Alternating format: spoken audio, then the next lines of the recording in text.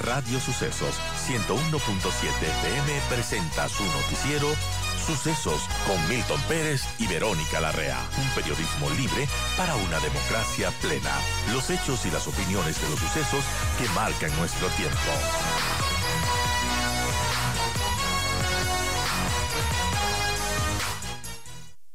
Saludamos a través de la vía virtual a nuestro siguiente invitado. Se trata del destacado penalista y docente universitario, el doctor Ramiro García.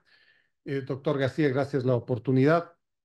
Ya van a ser 2 días, el país es alertado de que en la Asamblea Nacional, el 15 de febrero, se iba a tratar una reforma planteada desde el correísmo, desde la Revolución Ciudadana, que intentó hacer aprobar una disposición que cambiaba la normativa del recurso de revisión, el que desde esta perspectiva se activaba para que las sentencias ejecutoriadas tengan influencia de comités de derechos humanos, obviamente extranjeros, con jurisdicción de Naciones Unidas.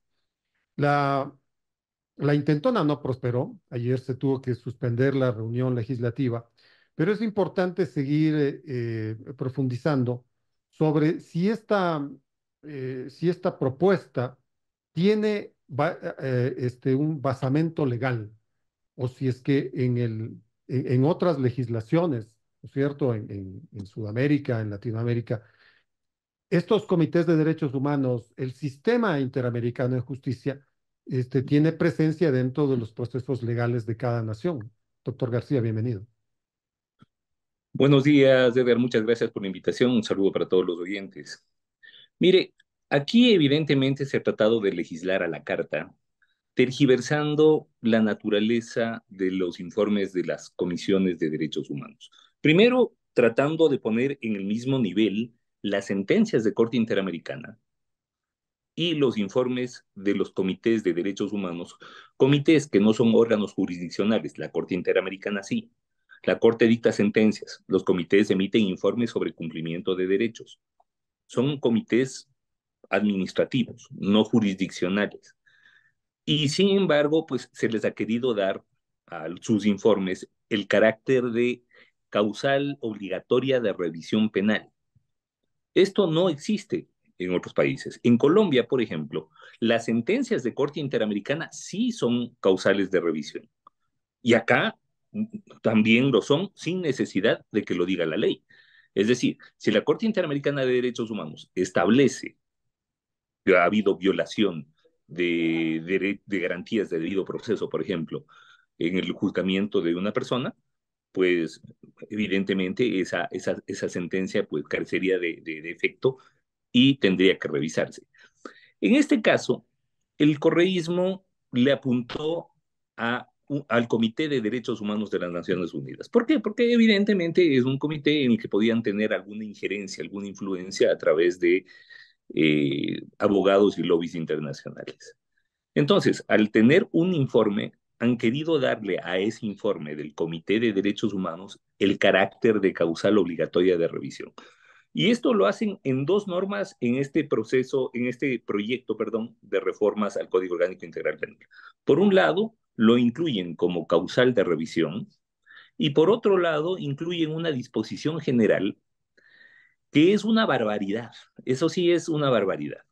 Yo la subí en redes sociales, subí el texto, y dice más o menos como, si es que hay un informe de un comité de derechos humanos, entonces se tendrá que, por un lado, revisar la sentencia inmediatamente y poner inclusive los plazos, se tendrá que establecer la responsabilidad administrativa y penal de los jueces y fiscales que hubieran intervenido en la tramitación del caso, y los jueces de Corte Constitucional que hubieran conocido la causa tendrán también serán también destituidos. Es decir, inclusive establece una forma de destitución que la propia Constitución no contempla, porque los jueces de Corte Constitucional no están ni siquiera sujetos a fiscalización política. Los jueces de O sea, Corte estas Constitucional... reformas incluso querían cambiar la Constitución.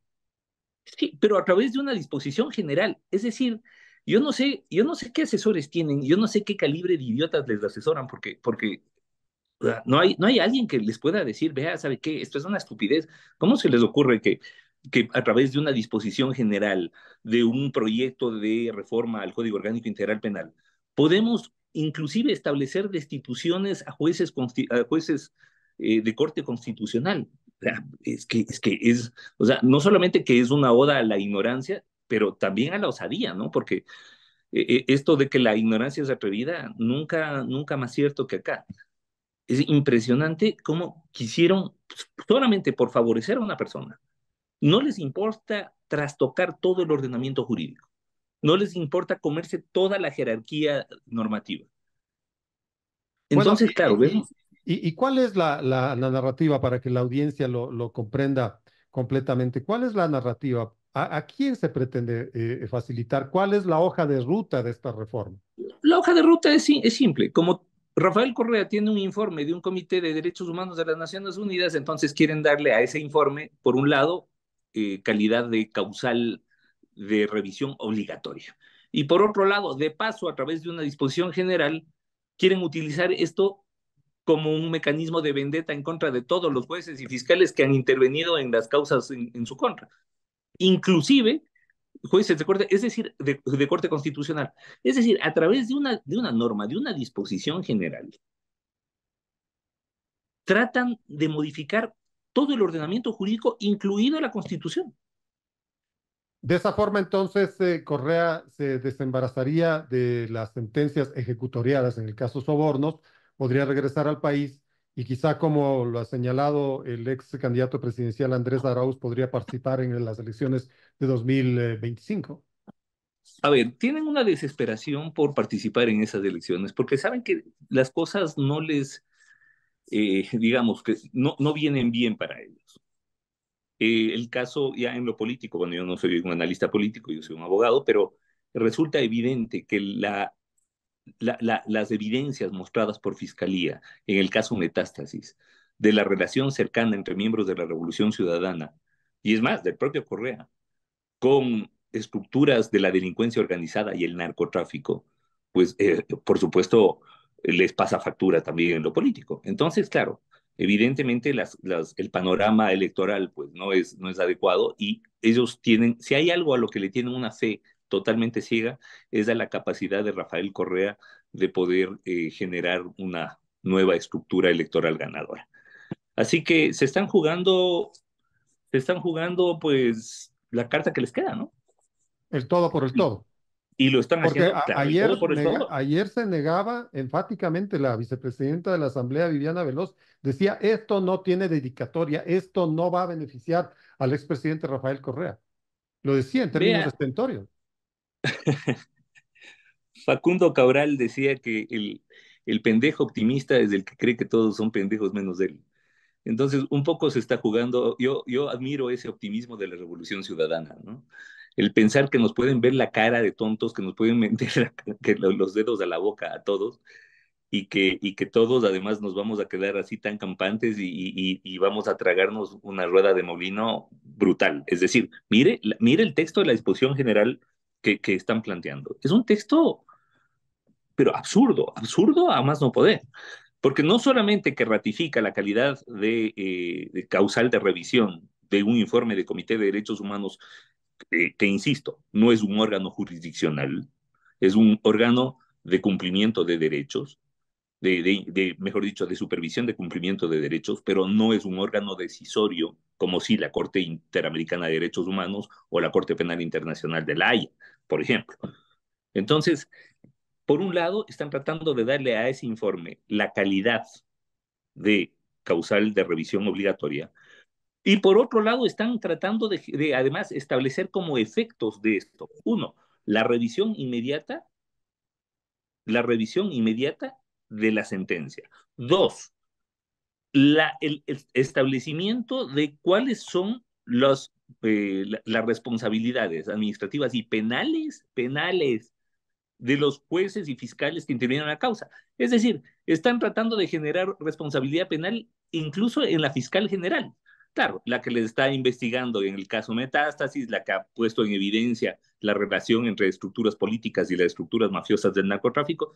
Y tres, inclusive establecen la posibilidad de destitución de los jueces de corte constitucional y llamar a los suplentes, algo que la Constitución expresamente, expresamente proscribe, porque la Constitución establece cuáles son los sujetos de fiscalización política, ministros, fiscal general, procurador, contralor, etcétera, y deja por fuera a los jueces de Corte Constitucional, justamente para garantizar la independencia con la que la Corte Constitucional debe actuar. Pero ahí Los no, jueces de Corte no se nota Constitucional, una de las deficiencias de esta, entre comillas, propuesta, porque usted es experto en el derecho, muy experimentado en ese sentido. La ley es general, no tiene mire, particularidades por un lado, y por otro lado, la ley es hacia adelante, ¿no? No es sí, retroactiva. pero a ver, lo que pasa es que aun cuando la ley no es retroactiva, por principio de favorabilidad, se puede aplicar retroactivamente si es que esto favorece al sujeto de derechos, al procesado en materia penal. Esto es hecho, insisto, a la medida. O sea, actuaron como sastres legislativos, ¿no?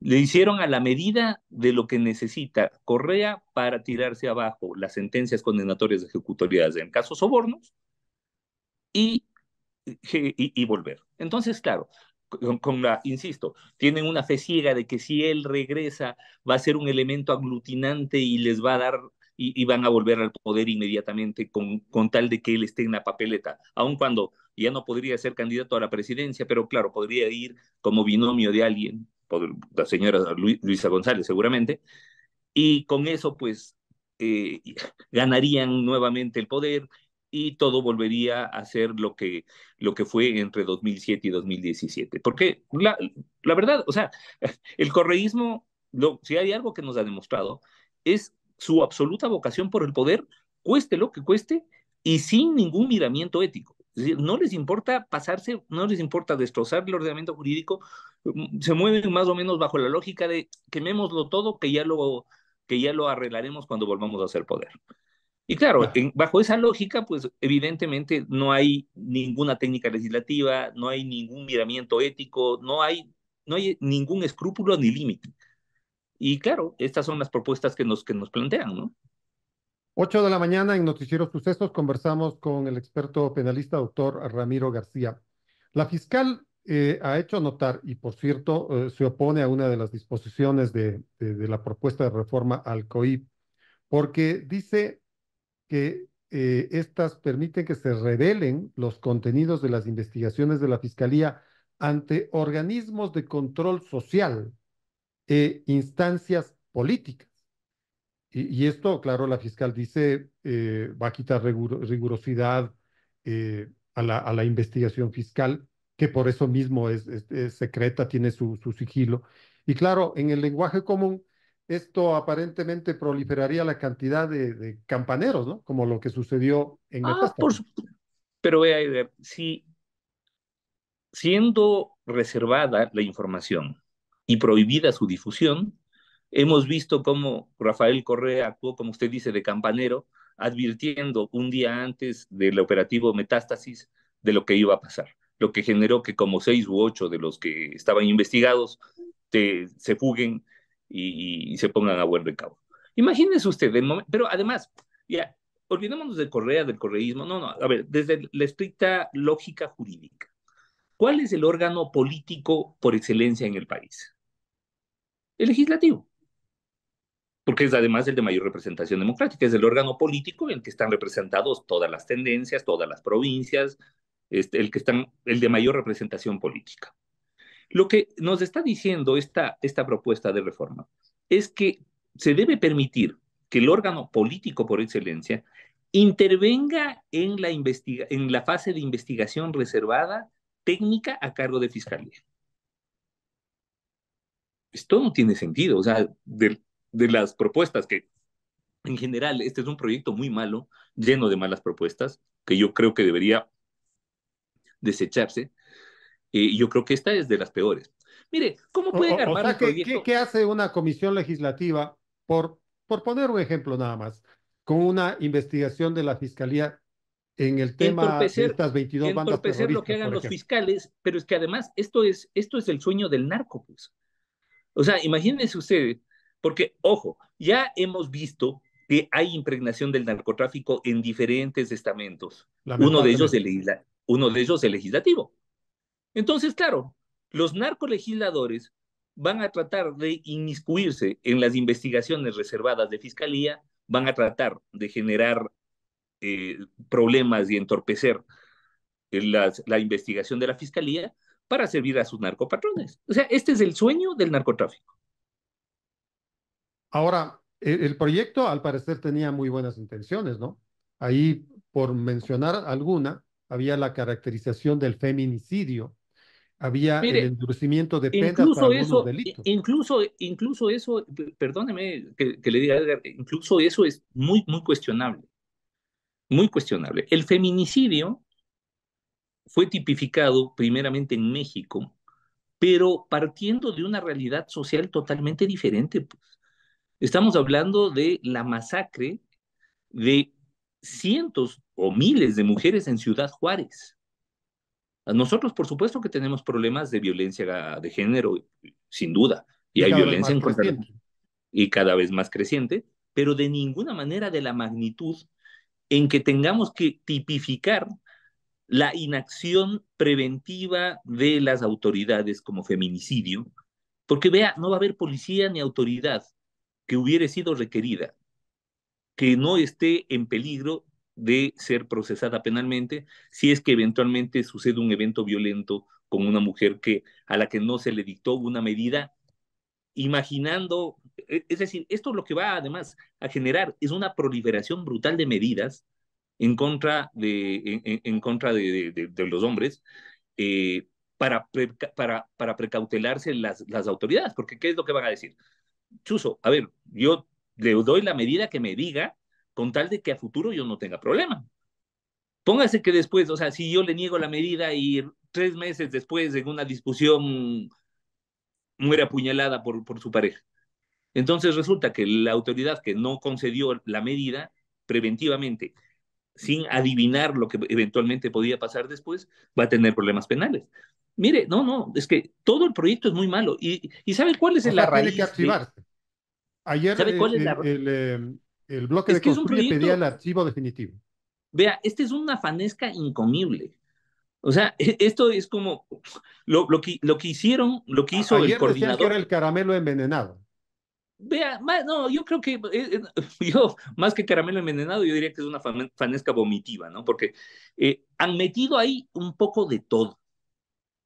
Pusieron, han puesto diferentes ingredientes que no van unos con otros. Es decir, lo que hicieron es coger todas las propuestas de reformas al Código Orgánico Integral Penal y ponerles en un solo proyecto. Es decir, no hay hilo conductor, no hay una idea de qué es lo que se quiere con un proyecto de reforma al COIP. No, simplemente metieron como meter ingredientes a la olla y después ver, bueno, veamos qué sale.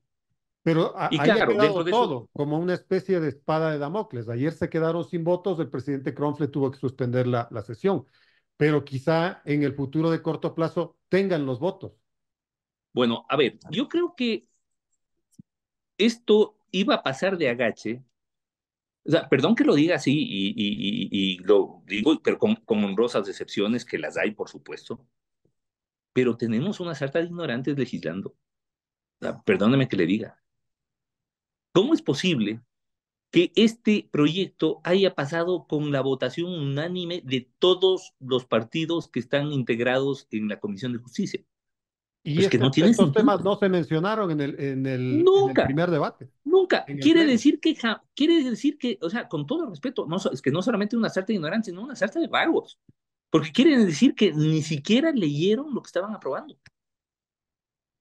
Y no les importó. Y ahorita que se dan cuenta, perdón que lo diga así, la cagada que iban a hacer, entonces lo que hacen es ahora sí tirarse todos para el monte y decir ya no voto. Y claro, se quedan los mismos que votaron, ahora ya no van a votar.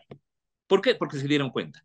¿Se dieron cuenta por qué? Porque periodistas como usted, analistas como yo, hemos puesto esto en la palestra pública, hemos hecho el análisis correspondiente y hemos mostrado, perdón, a la ciudadanía y al propio legislativo la estupidez que iban a hacer. Pero Y es esto por es eso que se mientras cae. tanto, ¿no? Porque no se descarta la posibilidad de conseguir los 70 votos en algún momento. Vea, veamos, a mí me parece muy, muy complicado que esto se dé, porque para conseguir los 70 votos, tendrían que los bloques como el Partido Social Cristiano, como el Partido de Gobierno, sumarse a esta propuesta que es una locura. Es una propuesta que rompe inclusive convenios internacionales de cooperación en materia de persecución al delito. O sea, es una cosa de locos. Es tirar abajo todo el trabajo que en materia de lucha contra la criminalidad organizada se ha generado desde la Fiscalía General. Pero asumamos que el correísmo se consigue los 19 votos. Ahí la responsabilidad sería del jefe de Estado con su veto. Por supuesto, del jefe de Estado, y es más, no solamente de eso, inmediatamente, y eso ahí sí lo digo a título personal, yo mismo presentaría una demanda de inconstitucionalidad de las barbaridades que están aprobando. O sea, eso, no crea que, a ver, no crea, ellos pensaron que se lo iban a pasar de agache. O sea, aquí, imagínense, estamos en tal grado de precariedad legislativa que parece que se legisla bajo el lema de pasemos nomás, no se han de dar cuenta. O sea, eso Aprovechando es el lo que, carnaval, el San claro, es Valentín, el decir, miércoles de ceniza, que la gente ya viene la regresa Semana Santa, del entonces feriado, etcétera. aprobemos nomás que no se han de dar cuenta. Y ya está. Entonces, imagínense qué productos legislativos pueden salir de una mentalidad así. Porque no es aprobemos porque tenemos la razón jurídica, aprobemos porque tenemos mejores argumentos, aprobemos porque dentro del proceso parlamentario hemos demostrado que tenemos la razón. No, no, no. Aprobemos porque partimos o sea, quienes proponen estas cosas parten de dos o tres supuestos. Uno, los legisladores son ignorantes, que sí. Dos, los legisladores son vagos, que también, ¿verdad? Y tres, afuera no se han de dar cuenta tampoco porque seguramente están más preocupados de otras cosas que de analizar esto, ¿no? Lo que no se imaginaron es la avalancha de críticas y de entrevistas y de análisis que se han generado cuando... Y ojo, por ejemplo, aquí sí tengo que resaltar algo interesante. La academia sí se está pronunciando. O sea, yo veo que cada vez más hay académicos de diferentes facultades, juristas que están pronunciándose y están saliendo y dicen, no, a ver un ratito. O sea, yo nunca he sido político, nunca he ocupado un cargo político, nunca he sido parte de un partido o movimiento político, pero por supuesto no me puedo quedar callado ante una barbaridad como esta. Así que le agradezco, Edgar, por la entrevista y por este espacio, porque es un espacio de análisis jurídico que permite a la ciudadanía no informada en lo jurídico, no formada, mejor dicho, sin formación jurídica, entender cuáles son las barbaridades que se están queriendo pasar, que se están queriendo colar por las galletas y literalmente así entre gallos y medianoches, ¿no? No, nosotros le agradecemos a usted justamente por sus criterios y por esta charla, por este diálogo, Ramiro. Gracias. Muchas gracias. Que tenga un muy buen día. Ha Muy estado con amable, gracias. nosotros el destacado penalista y docente universitario, doctor Ramiro García.